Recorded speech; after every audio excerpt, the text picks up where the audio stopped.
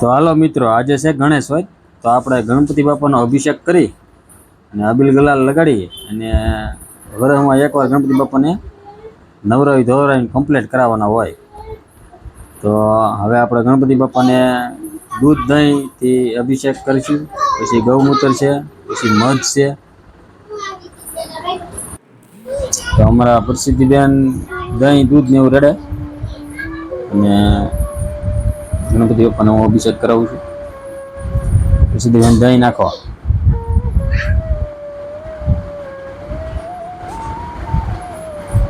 હવે દહીં ને દૂધ આપણે ગણપતિ બાપાને નવરાવ્યા. તો હવે ગૌમૂત્ર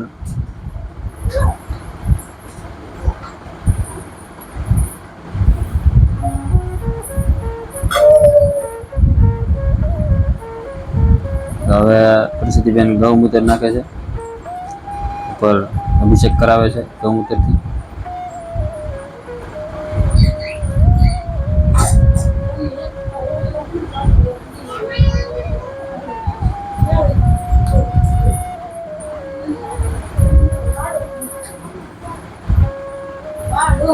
તો આપણે ગૌમૂત્રથી ગણપતિ બાપાને અભિષેક કરાવ્યો અને હવે ગણપતિ બાપાને નવરાવીને તૈયાર કરી દીધા છે. અને હવે અબીલ ગુલાલ અને કંકુ ગણપતિ બાપાને લગાડવાનો હોય તો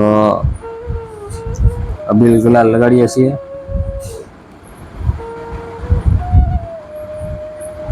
તો આ છે કંકુ.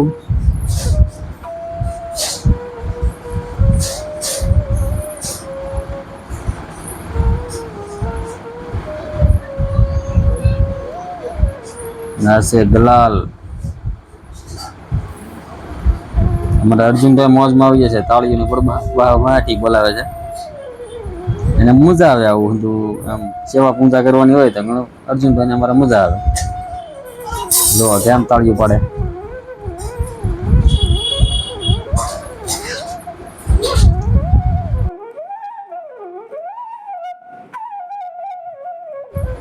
તો હવે અબીલ ગુલાલ ને કંકુ લગાડીને ગણપતિ બાપાને કમ્પ્લીટ કરી દીધા છે.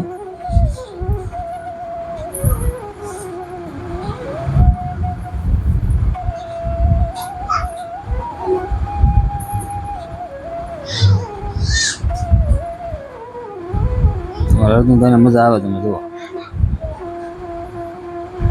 ગૌમૂત્ર ને ગંગાજળ ને સેવ હું તો આંગળી બોળી બોળીને સાયખા કરે.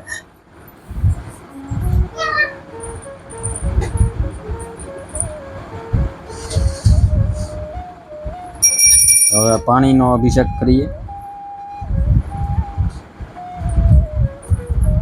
બે મૂર્તિ છે, એક નાની ને એક મોટી. એક ચાંદીની નાની મૂર્તિ છે અને એક ગણપતિ બાપાની પથ્થરની મૂર્તિ છે. તો હવે આપણે ગણપતિ બાપાને થાળ ધરવાનો છે. તો હવે પેલા દીવાબત્તી કરશું. તો ગણપતિ બાપાની આરતી આપણે ઉતારીએ.